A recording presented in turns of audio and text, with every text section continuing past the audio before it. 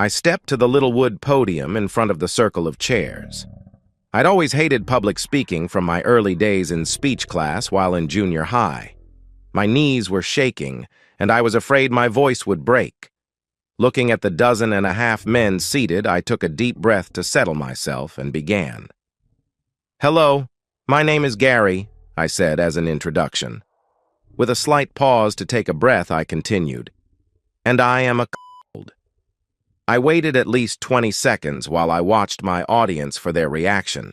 Most seemed startled at my statement, their expressions ranging from incredulity to just blank stares, but not a single man smirked at my initial self-deprecating admission. Well, not really. To have that brand on me angers me off to no end. This is my second meeting, and I have listened to a half dozen of you tell your stories, so I decided to share mine. Unlike most of you, I am still married. My lawyer advised me to get counseling for anger control while we worked up my divorce case, and I got my duckies in a row. So far, it seems to be helping. At least I haven't killed anybody yet. This was met by smiles and soft laughter. Before all this started, I did not think I was a gullible man. I had no idea I was unobservant. I honestly thought I was a loving husband, and hopefully soon a proud father. I never considered myself a victim, nor did I ever think of myself as a loser. I was never the one on top of anything I did, but I was up there in the also-rans, or those who came close. In high school, I was in the top third of my class academically. The same goes for college. I graduated with a solid 3.4 GPA, more than enough to get into graduate school where, once again, I did fairly well while I worked as an accountant. Upon graduation, and with a little more experience under my belt, I got a good job as a CPA and thought I was on a solid track to success. Then I had the rug pulled out from under me. Academic and then financial success is one thing, but to have the one thing that defines your core ripped away is the worst a man can face. For your wife to tell you that you are not good enough for her, well, maybe not directly and verbally, but rather in deed, is devastating. I began to hyperventilate. I grabbed that little podium and held on like it was a life raft in a choppy sea. "Sorry, I got a little off target there," I said as I regrouped. 2 men in the front row gave me a thumbs up and a nod to tell me they understood and for me to keep going. "Let me backtrack," I said. "I'm not going to start telling you how beautiful my wife is, how big her breasts are, and all that. I'm not going to describe our intimate life and claim it was super hot, and we had daily. I will say we were active in bed and seemed to have a great life outside of the bedroom as well. She was my best friend and my life partner, or so I thought. Ava and I met in college the semester before I graduated with my bachelor's degree. We hit it off and married that next summer. I got a decent job right away as an accountant so I could afford to pay for her to finish her degree. Then after the year of work experience I needed, I went on to get my CPA while Ava became a paralegal. Lately, she has announced aspirations to go to law school. I snorted. "Good luck with that. I will not be the one paying for it." That got a few chuckles from the audience.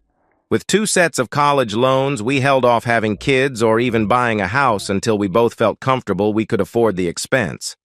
Last year, after 5 years of marriage, we bought an older 4-bedroom home and I completely remodeled it. I gutted the interior to the studs and even changed up the floor plan to suit us. I turned it into just what Ava and I envisioned as our future home. My older brother is a contractor who specializes in remodeling older homes and turning them into the dream his clients envision. I worked for him every summer while in school, so I felt I had the abilities needed to gut a house and rebuild it to make it the best it could be. My brother helped me when I began, and even got his subcontractors to give me special rates for those things outside of my own expertise. Of course, several of those contractors were already my accounting clients, so part of the work was quid pro quo. In other words, I don't have a whole lot of money tied up in the house itself, but the value if I sold it now would be triple what we have invested in it. Ava got her dream home and seemed thrilled and content. 6 months ago, she announced she was ready to get pregnant, and it only took 2 months before she disclosed she was with child. I should be over the moon, and at first I was. The thing is, the baby is not mine. Or at least I am pretty sure it is not, and at this point in time I sincerely hope I am right. I'm not exactly sure how long my wife has been cheating on me, but looking back, I suspect off and on for much of the past year at least.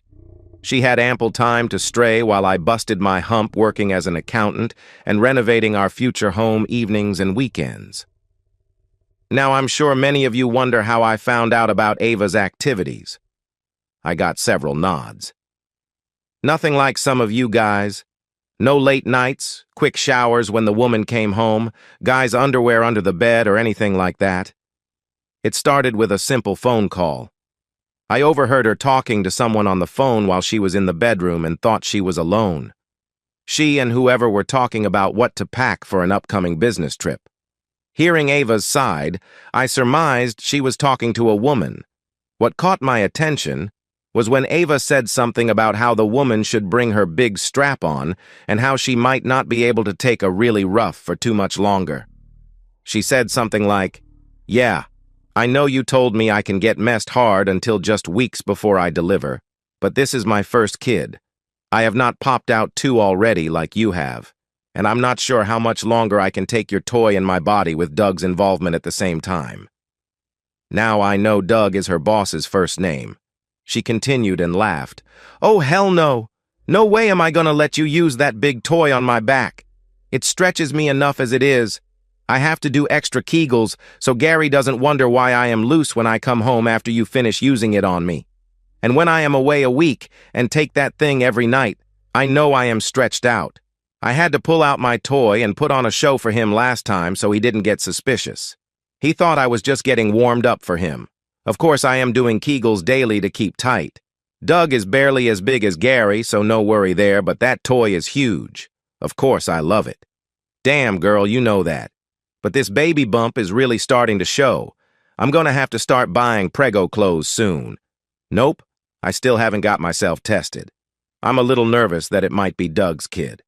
Oh yeah, he's been with me many more times than Gary in the past 6 months, and the timing aligns with that meeting in New Orleans. Plus, Gary was coming home too late at night and too tired to really have intimacy with me like I wanted around then. I was at my most fertile time.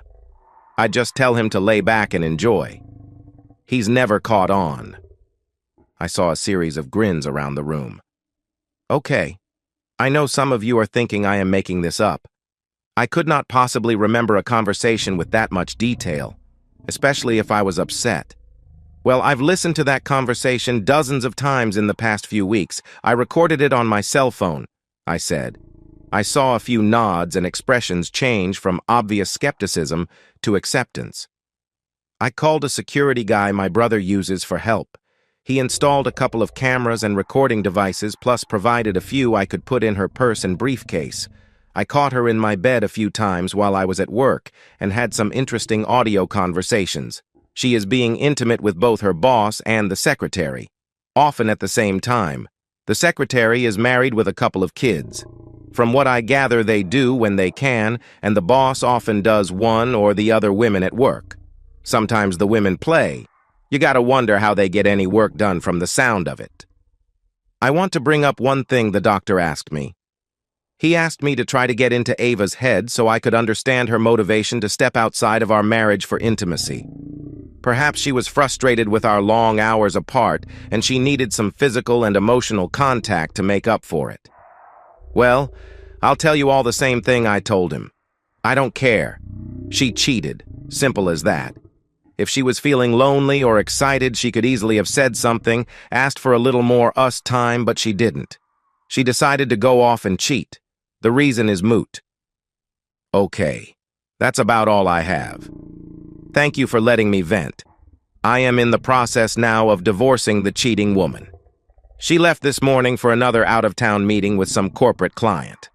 And yes, the boss and secretary are going. I concluded my talk. Before I stepped away from the podium, one of the men, a big grizzled guy, spoke up. Why didn't you go stomp a mud hole in the guy's back? Of course, I have no idea who did it as I was not there and had a good alibi.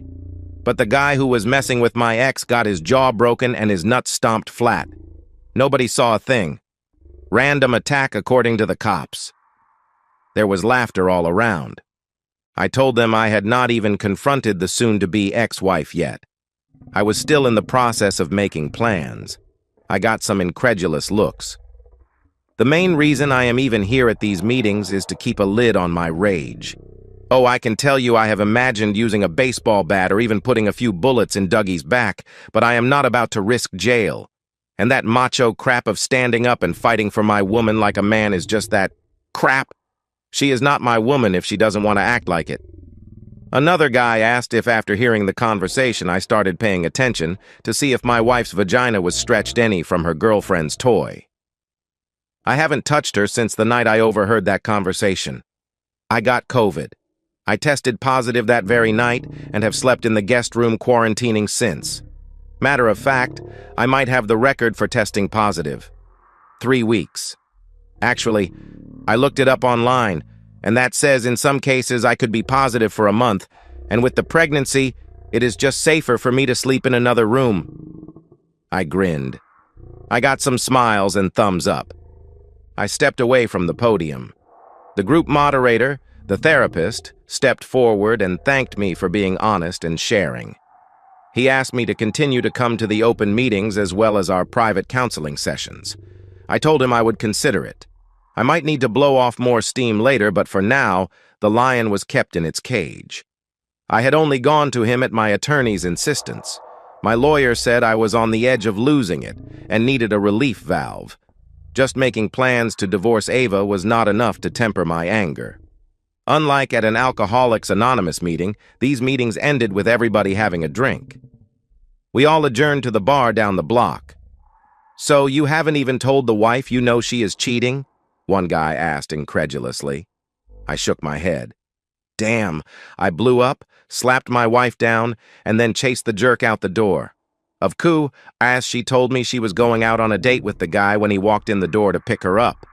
He was standing there grinning when she told me she was going out and probably would not be back until the next morning. If he wasn't so damn fast, I might have killed him. I was kicking in his car door trying to get to him when the cops arrived. That is why I am in these meetings, mandated by the court for anger management. "How about these other guys?" I asked. "Are they in the same boat?" The reason I ask is some seem to be getting off on hearing my story. I wonder if any are here for the prospects. The guy gave me a blank look and said, "Prospects?" "Yeah, you know, like the old joke. A teenager goes to confession and admits he had intimacy with a girl at school. The priest asks if it is Mary or something. The kids say no. The priest asks if it was Susie something. Again, no. The priest asks about a third girl, Joanne something. Again, no. So the priest tells the kid to say 10 Hail Marys. The kid steps outside and his friend who has been waiting asks him what the priest said. The first says, "He told me to say 10 Hail Marys and gave me 3 good prospects." The other guys at the table laughed. "You seem like a stand-up guy," one guy said. "If later you want somebody to do a little back-kicking while you are in church in front of a bunch of witnesses, let me know." I asked him how he knew I was not a cop setting him up. "Because I work for your brother on occasion as a sheetrock subcontractor. I remember seeing you on the job a while back. You probably don't recognize me because I used to have a big beard and longer hair. Too noticeable if you know what I mean." I made a mental note to ask my brother for the guy's story sometime. I told him I was still just getting everything together like my lawyer advised. Then I'd have the cheating woman served and go from there. I limited myself to 2 beers. I was surprised at how much better I felt as I drove home.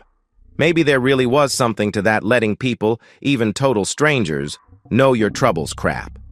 Confession or letting your demons out may be good for the soul, but I had work to get done. I was on a mission. Like I had told the guys at the meeting, my soon-to-be ex-wife had left for the week with her boss and the secretary, June. They planned to be gone the whole week to meet with some corporate clients. I suspected the work would be finished in 2 days. I knew it was a farce and knew what they intended long before I was told they might stay to visit the jazz festival on the company dime the next weekend. Ava was going to get comp time, so she'd have a few days off the following week if I could get away from my ledgers to spend some us time. More nonsense, I knew. She was just trying to keep me sexually sated and oblivious. 2 weeks later, I walked into the meeting room a little late. The others had taken their seats while the therapist was trying to get the meeting going by talking about how releasing your inner demons verbally was better than lashing out physically and risking criminal or civil consequences. I was not trying to make an entrance, but the room broke into cheers as soon as I stepped inside. "Glad to have you back, Gary. I know these guys want to hear the rest of the story from the man himself," my therapist announced. "Okay," I said, grinning, expressing a happiness I did not feel inside. I was, however, content for the moment. I stepped up to the podium. "A couple of weeks ago, I told you my tale of woe, about how my wife was cheating on me with her boss, possibly even pregnant by him. Not only that, but the legal secretary was also involved, and the three apparently enjoyed whenever they could. Well, today, I am going to tell you the rest of the story. When I related what I knew to you guys, I had not told the jerk's wife, nor the husband of the other cheating woman, anything I had found out. Not that they did not deserve to know, but I did not want them to overreact and blow my plans out of the water. I wanted to give my wife the intimacy of her life. Not sexually, because she would have enjoyed that. I waited until Thursday night of that week before telling either of the others what our spouses were doing while away. I apologized for my delay and explained why, then told them I was going to have Ava served at the airport upon their arrival back Sunday afternoon. I suggested they contact attorneys and gave them my lawyer's name. I asked them to not call or text their spouses and reveal they had been caught. After the initial shock wore off a bit, we started to talk. I found out, like in my case, that each of the cheaters called home every night to say how much they missed us and wished they were home. We all knew we were being fed a load of nonsense. At my urging, Janice, Doug's wife decided to take her kids to visit her sister and brother-in-law up in Alexandria. She was going to confide in them and have them come back and be with her when she confronted her husband upon his return. Apparently, this was not the first time he cheated. She has 2 teenage kids she had to contend with as well. Bill, the secretary's husband, could not get out of work for the weekend. He runs the maintenance department for the Ford dealership here in town. He did promise to not call his wife June. He said he wanted to choke her to death without witnesses. I told him about this group and how it helped me to subdue those same impulses. I got a bit of laughter. Anyway, I told both what I did with my finances and explained why. Removing half of our savings and checking account balances, etc. In my case, that was not much, but they each admitted to having a fair amount in their accounts. I told them I was not going to cancel my credit cards until the last minute, but would pay the bill out of the joint account to make sure my wife paid her half. I left them to stew on what they needed to do and went home. I'm sure you guys heard what I did at home, and it is all true. I got cheers and applause. I took a half bow. Yes, I spent the week dismantling my home. By dismantle, I mean I took it apart, but did not damage a single item. Some of you might remember from my earlier explanation, but I did most of the work renovating my house myself with a little of my brother's help. What I did was take back that work. I reversed it. I had to leave the sheetrock up with the texture and paint, but that, the carpet, and the air conditioning system was about all I left untouched. I disconnected every appliance and moved it away from the wall. The stove, dishwasher, and refrigerator were all unplugged, and even the connecting wiring harnesses were removed. Every bit of hardware was carefully bagged and attached to the appliance. I even took out the garbage disposal and left it in the middle of the kitchen floor with the sink and faucets all taken apart and removed. I decided to leave the kitchen cabinets. I could have taken them down and did take a few that the 2 of us could lift easily after loosening the retaining bolts. But that was just to show the soon-to-be ex her pretty kitchen was no more. I also left kitchen counters alone, as I had used a one-piece system that I could not take away from the wall without damage. That was not the case in the bathrooms. I drained and removed the toilets, took the vanities apart, again even took off the faucet handles. We even cleaned the edges of the vanities and sinks to remove plaster and caulk. When we were finished, it looked like a pile of used bathroom fixtures. Only a few bare pipes and cut-off valves poked out of the walls. The tub and shower stall was untouched, for the same reason I left the kitchen counters. Next, I took the bed and dresser apart as much as I could. The bed was easy, the mattress, box springs, and all came apart easily and were stacked in the hallway. All I could do with the dresser was to empty it. All my wife's clothes were put into our bedroom closet, which of course no longer had the pretty louvered doors. Our furniture looked nice and actually was very expensive, but like a lot of furniture nowadays is screwed together. We bought most of ours unassembled. I disassembled everything that originally came that way. My wife had not lifted a finger to help put them together. The shelving units lay in pieces on the floor. The credenza that held my booze and all my wife's little knickknacks was collapsed with all the hardware carefully bagged. I wanted to make sure nothing was damaged. The last things to remove were the ceiling fans and light fixtures from each room. The only thing I left was the chandelier in the dining room, but I took the light bulbs out of that. Oh yes, I removed every electrical switch and plug socket in the house. We capped the wires even though the electricity was off. I'd had to contract out for the air conditioning system to be installed, so I left that alone. I'd put in the water heater myself, but left it intact as well. Now you may be wondering what I did with all the stuff I took out of the cabinets, shelves, and off the walls. Well, I want none of that stuff as it would remind me of the cheating woman, so we spread it across the floor of the master bedroom. I mean, every dish and glass, every little figurine was placed carefully from the front of the closet to the door. You could not walk from the door to the closet without clearing a path first. Well, I take that back, as the door was not there anymore either. Nor were there any doors hanging except the exterior doors which I left in place for security. I explained before I am an accountant. Well, I kept a receipt for everything we bought to put into that house. My wife and I paid for it out of our communal assets, so I was going to give her back half of those appliances and fixtures. Just without the work, or what I called sweat equity, I had in the house. My wife had done virtually nothing to help except pick out the appliances and help plan the renovations. I'll want a few of the mobile appliances like a coffee pot and microwave and that sort of thing. It'll give my ex something else to argue about. I got some appreciative laughter. By the time her plane set down at the airport, everything in the house that I had assembled or installed had been taken apart. I got a call from the process server who handed her the divorce papers and sat back to wait for her to come home. June, the secretary had driven them to the airport in her van, so she dropped them off. My brother and I were waiting with a couple of the neighbors who wanted to see the rest of the show. They'd been watching me take apart the house all week and could testify where I had been and what I was doing. While waiting for the cheaters to get home, we had been consuming the contents of my liquor cabinet and eating the steaks from my freezer I'd kept back. All the rest of the food was taken to Ava's mother's house earlier in the week.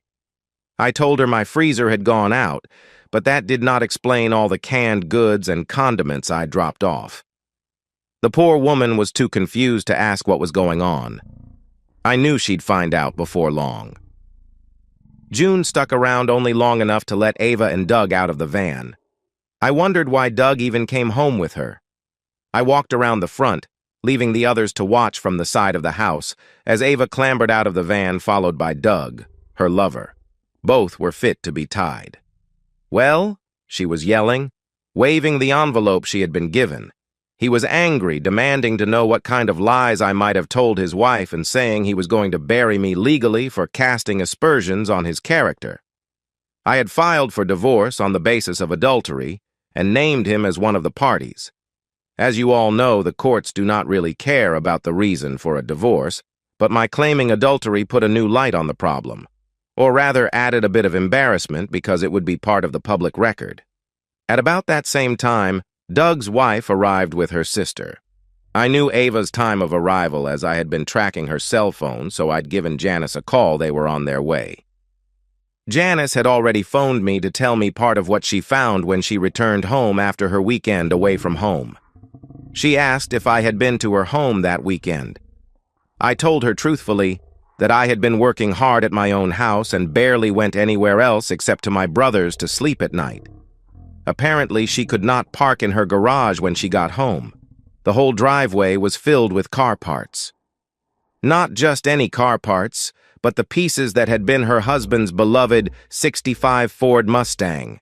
It was his pride and joy, and he would show it off to every visitor to his house. The car had originally been his father's and was Doug's first car. It held great sentimental value. His father had put it into storage. Years later, Doug had the car totally restored. I'd heard people laugh and comment he loved that Mustang more than his wife and kids. That might have been an exaggeration, but not by much.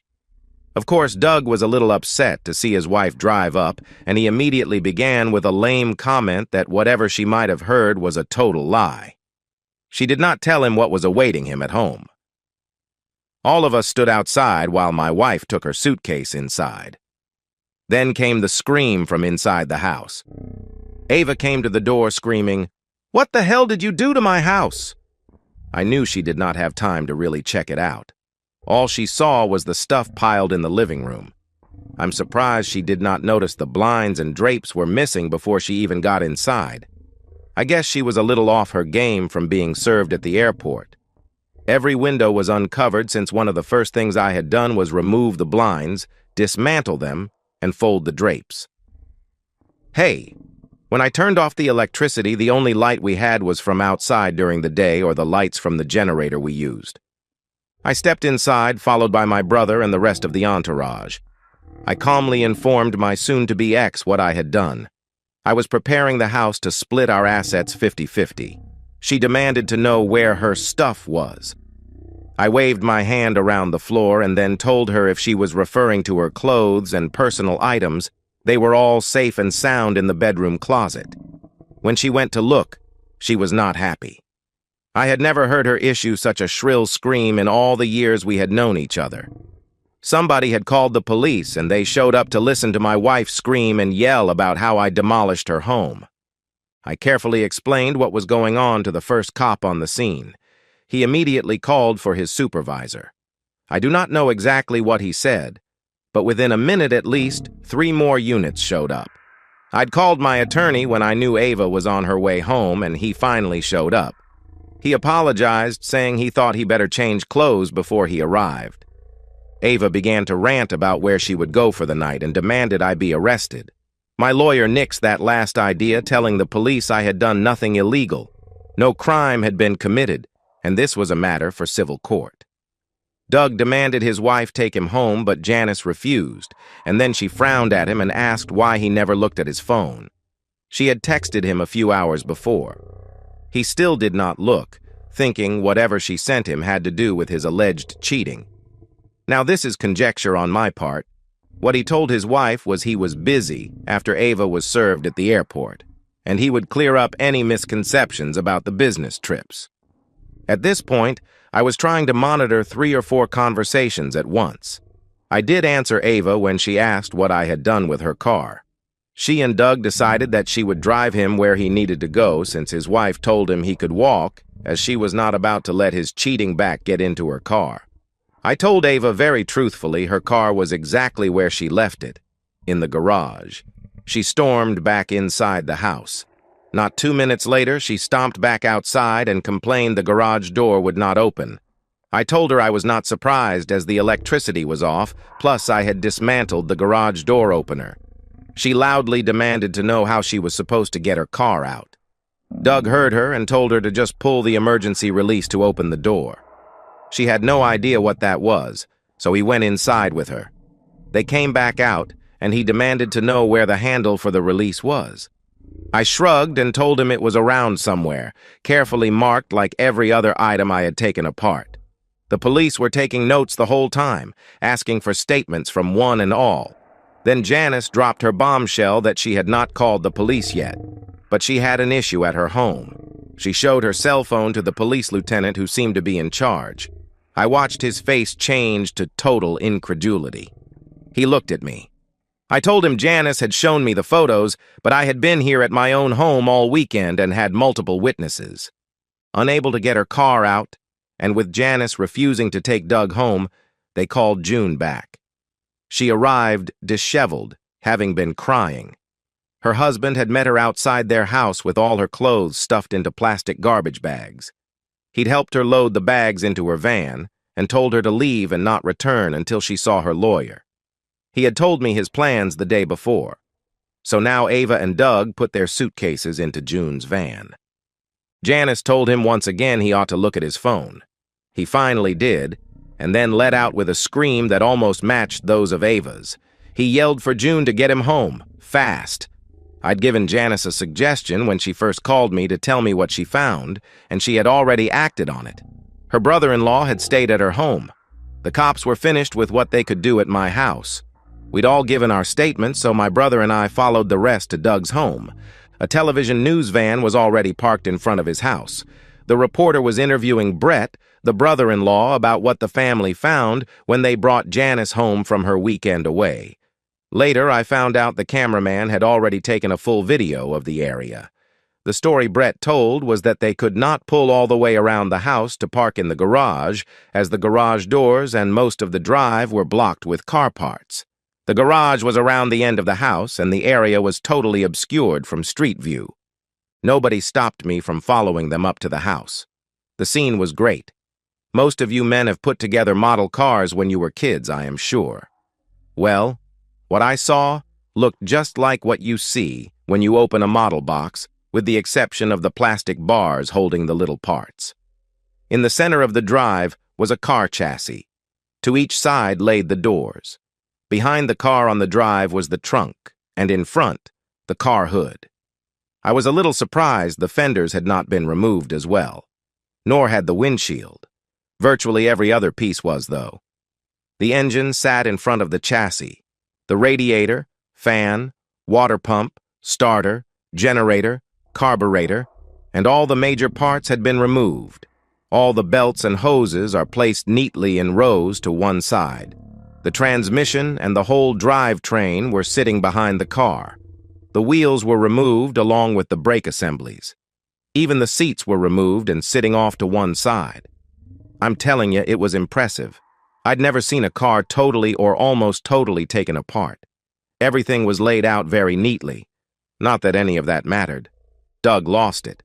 He began to wail and even started crying. He dropped to his knees and screamed that Sally was destroyed. I asked Janice who was Sally. The television reporter was standing close by while the cops walked around the car looking over the scene.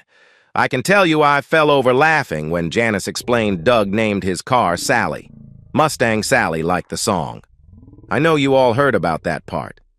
Once the news reporter broadcasted her report, the story was picked up by the network and then made the full rounds on social media. They played the song Mustang Sally as the backdrop. None of us spouses were hiding. We all made sure the three cheaters were named. Doug accused each of us for the damage to his car, but we all had ironclad alibis. June's husband, Bill, worked all day Saturday at the dealership and was with their kids that night and all day Sunday. He had the expertise to dismantle the car and possibly the resources, but the investigators could not link him to anybody who might have been responsible. Apart from Doug's, not a single fingerprint could be found on any part. The police had even checked the lug nuts that had been carefully piled together. Janice was with her sister and brother-in-law for the weekend, and even her kids testified to that. She loudly proclaimed she had not even thought of doing anything to the car, but if she had, it would have been with a hammer. And she was still considering using a hammer on the parts and finishing the job. Even the cops were laughing, hearing that. Of course, because of the careful way the car had been dismantled and the parts not damaged, I was the #1 suspect. But I also had an alibi. First of all, I am not a mechanic. I know home repair and renovation, not how a vehicle might be put together. I did not have much more than a couple of screwdrivers and a few wrenches anyway. Plus, I was busy taking apart my home under the amused and watchful eyes of my neighbors. The whole event at Doug's house was a circus. Ava was there because she had no other transportation other than June, who had been kicked out of her home by her husband. My father-in-law soon showed up after receiving a call from Ava. He stood wide-eyed watching the extravaganza unfold. The reporter called me for a follow-up the next day. She'd heard what I'd done to my home and wanted to add that as an angle to her story. I gave her one of the 20 or so flash drives I had made of how I systematically dismantled my home. She condensed 5 hours of video into a 2-minute television segment. Those flash drives proved to save my butt so far. I gave them out like candy at Halloween. Of course, since I only had 20 drives, I'd also included the evidence of the 3 culprits cheating. Doug had got a restraining order for me to not publish a thing about his infidelities. But by the time the order was issued, almost all of those drives had been distributed. I had no control when some of the evidence, which included them discussing their affair and even video of a few of their encounters, made the rounds on the internet. Even my father-in-law got a flash drive when he asked me if I might be overreacting to perceived events. Doug was totally embarrassed to be seen switching places with his 2 female partners. Him taking up the back by June's toy while he had his face planted in Ava's crotch was the most humiliating and was cut out of the television segments but did show up online. That the 3 were videoed in flagrante delicto was mentioned often, even on television. Now, as of today, my status is still up in the air. I intend to push for the divorce to be finalized as soon as possible. But Ava wants to stay married for the sake of the baby. The paternity test which my wife initially protested showed I am not the father of her unborn child. I had to pay extra to get the test expedited, but since the child is not mine, I'll get some of my money back from the communal assets. Ava wanted the opportunity to discuss the matter privately and wait until the baby was born to test. But I had made it so public that she had no option but to submit to the test despite her attorney's advice. I have no idea what she plans to do or if Doug will step forward. He might not even be the father for all I know. That is not my concern. My wife got an attorney who claimed I destroyed my home. Mine, of course, claimed I merely took back my work and none of the components were damaged and everything is ready for resale. From the last I heard, the investigation into who dismantled Doug's Mustang has come up empty. The working theory is it has to be a team of experienced mechanics, somebody with the expertise to remove the major components and not leave a total mess. Oil, transmission fluid, coolant, and even brake fluid were drained, and none of the parts were damaged when taken apart. Even Bill, June's husband, admitted to the investigators what it would take to take the car apart like that. Components that might be compromised, like the manifold covers and valve assemblies, were left alone. Bill told me privately he would like to hire the men as they were fast and obviously knew their stuff. He told me as much as he loved it, he had nothing to do with taking the Mustang apart and asked if I had. I honestly told him I had not. Doug paid through the nose to get the parts picked up and stored. Janice told him he had 2 days to remove the junk, as she called it, from her drive so she'd have access to her garage. Otherwise, she'd hire a couple of neighborhood boys to pile the crap under the carport where Doug had kept the car. He knew she was serious. Before any of you think I came out on top of any of this, I was not unscathed. The very next day after Ava's return home, I was immediately fired from my job. I knew my boss was a good friend of Doug. Doug sent him clients, and in turn, he recommended Doug when the need arose. My boss had even been the one to originally suggest Ava go to work for Doug. When I was told I was fired, I leaned over my boss's desk and asked him point blank if he had been party to any of the intimacy play, and more specifically, asked if he had been with my wife. He denied everything, but that did not keep me from having a little talk with his wife to make the suggestion I suspected he might have. My ex-boss's claim I was poaching clients was dismissed when I demonstrated I'd brought many of them to the firm in the first place. A few others made the statement they did not trust the man after he fired me. I've agreed to handle all the accounts who followed me pro bono for 2 months while I work for my brother for minimum wage. Ava's attorney claims I am deliberately avoiding having a substantial income. I claimed I was simply helping friends while I determined my future career. I opened my fledgling part-time pro bono accounting firm in an unused office in my brother's building. If any of you need an accountant, let me know. I got a few cheers from the audience. I felt a little better about my circumstances, but I had to admit, I lost a wife, my home, and my dreams. All irretrievable.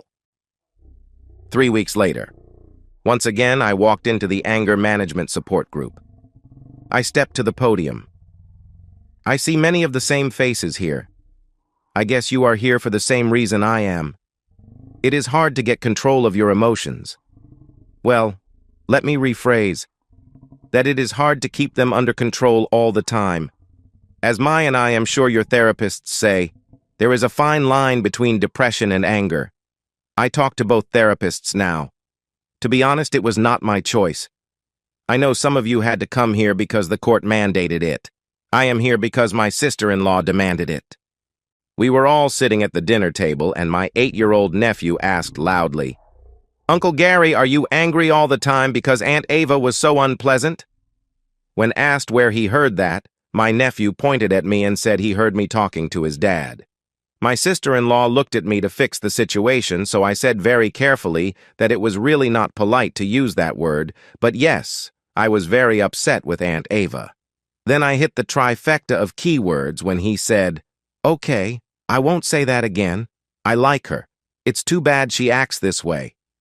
You can imagine the glares I got from my sister-in-law. My brother was no help at all. He just stared at his plate and shook as he tried to keep from laughing. My sister-in-law told me very quickly that if I wanted to keep my boys, I better learn to watch what I said around the kids. Now my 6-year-old niece got into it and said, "Boys? I didn't know Uncle Gary had any kids. Where are they?" My sister-in-law said the boys were me, her dad, and her brother. Then the little 6-year-old, bless her heart, said, "Oh, so when you told Miss Sandy your girls were sore and tender from too much rough play, you meant because I fell and skinned my knee when—" To be honest, I did not hear how she finished because I was laughing too hard. But my sister-in-law was beet red. Okay, long story short, if I want to live with my brother and his family, I continue my therapy, including these group sessions, I announced. I cannot afford to live on my own. Right now, I have no income. I wanted to decrease what I made for the divorce, but people do not realize how difficult it is to even find an apartment without verifiable income. My sister-in-law is a lovely woman and generous to a fault. She just does not want her kids influenced negatively by my misfortunes. More keywords to go along with those others I mentioned. So where are we, apart from my getting my sister-in-law upset about what her kids were picking up while listening to my conversations?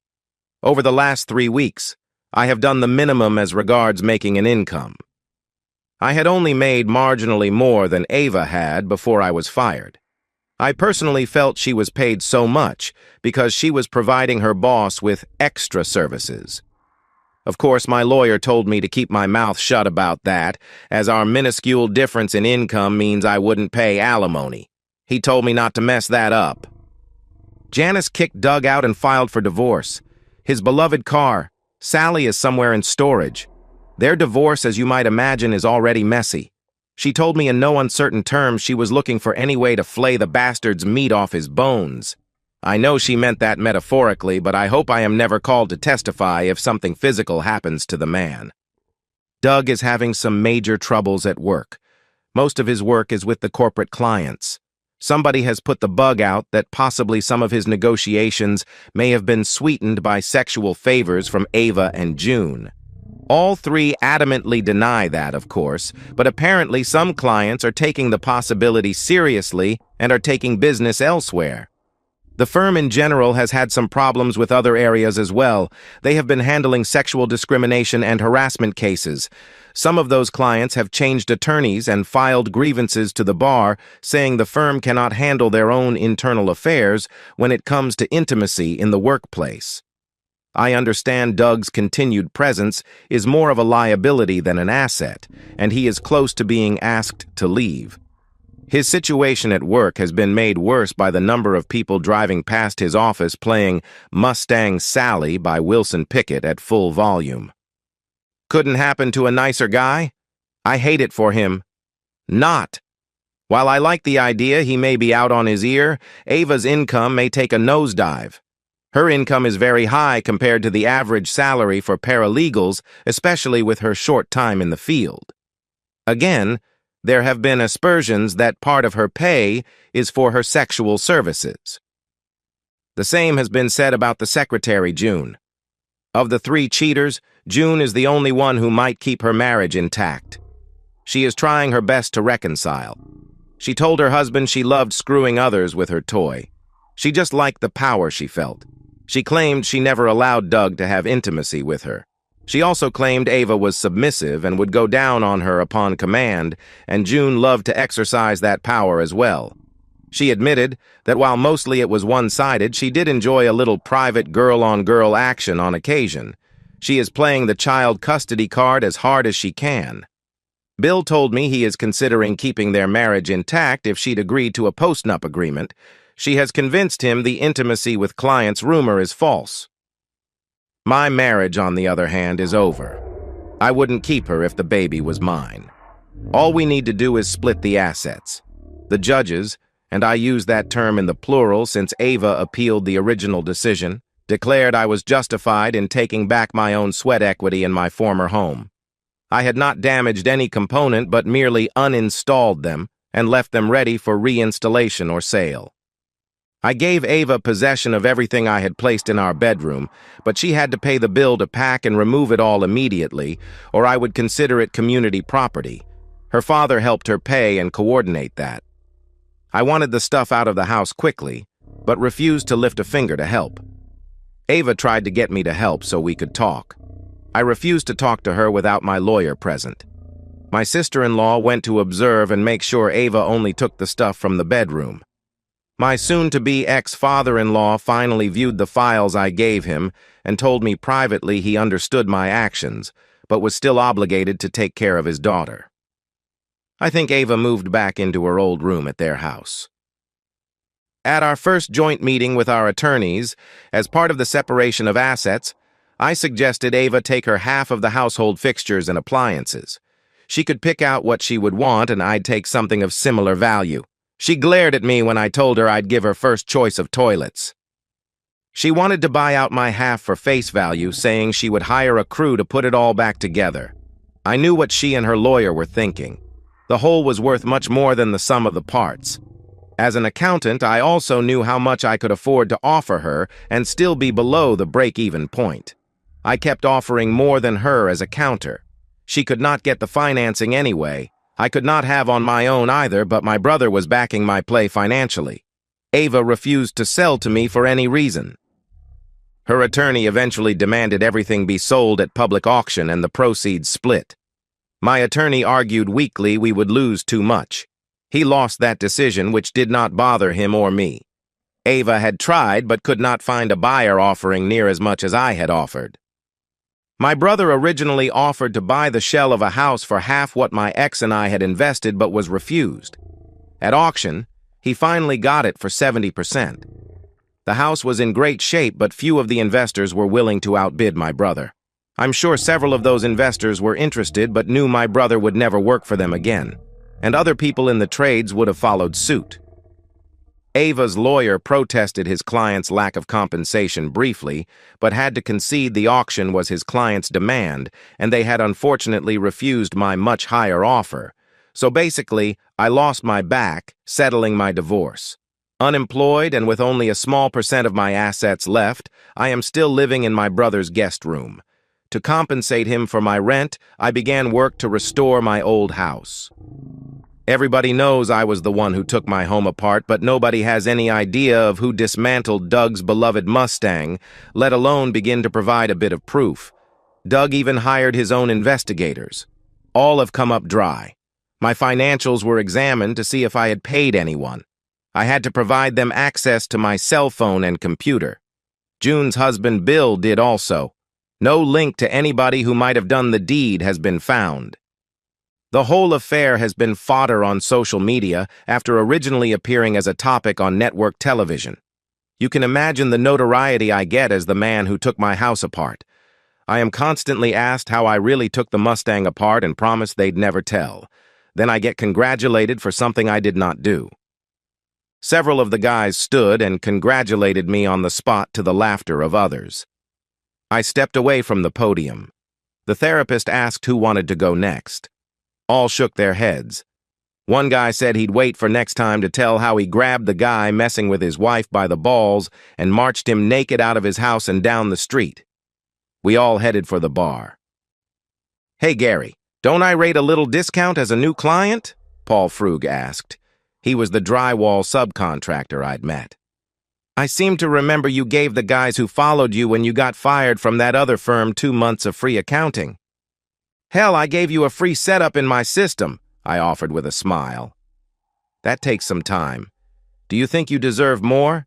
You do work for my brother, not me. My house already has all the walls up." I was referring to my former house, which my brother now owned and rented to me for a minimal amount. I'd be buying that house back for what my brother paid for it in a year or so when we figured enough time had passed. My ex-wife Ava could not claim fraud. "Or is it because I offered all the guys in our group a discount to do their taxes this year?" I asked. "Nope, none of those things." Paul grinned. "I figure I deserve it for my strength pressing on a floor jack to lift a Mustang up so the wheels and tranny could be removed. I'm not much of a mechanic, but I can stack parts around. Also for telling your brother, I knew some guys who could help out in a bad situation, and especially my cousin who is a mechanic when he told me about a Mustang he wanted dismantled." I almost could not see through tears of laughter as I marked his account paid in full for the next year. And so, we've reached the end of today's story.